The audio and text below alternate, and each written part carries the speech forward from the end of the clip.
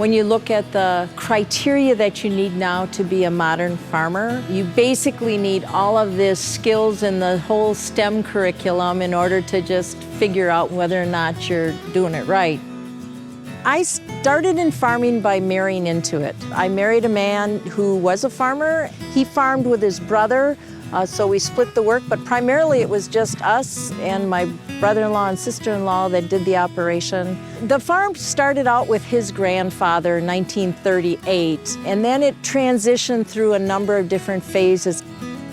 When I married into the family, we were milking cows at that point, and we're running 1,200 acres of crops, including not only corn and soybeans, but also sweet corn, green beans, and peas for canning companies. When my husband died, I was still working with my brother-in-law, and we decided at that point to keep things going.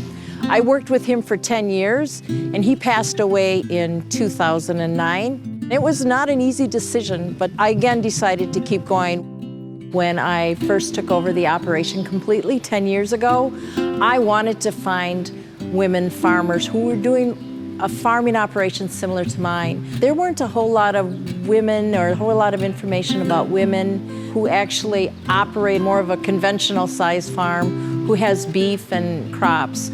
Through the Executive Women in Ag program, I have been in touch with a lot more women who do what I do, and that's been very helpful.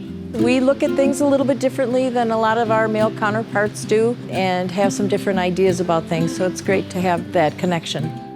The common farming myth that I would like to debunk is that we're an uneducated group of people that can't do anything else, so we're farming. People are obtaining their information from social media, which frequently is not accurate. It doesn't always depict farms or farmers in a good light. They don't understand what we're doing to sustain our land and sustain our lifestyle. Ask me what I'm doing. Ask any farmer what they're doing. Find out how we actually plan for our crops. We plan some of our land out 2-3 years in advance. We're constantly thinking of better ways to get better crops. 10 years ago, I had to make a really big decision about whether or not to continue farming. Obviously, any of us that looks back over the last 10 years, there's things I would do differently, but I would definitely continue farming.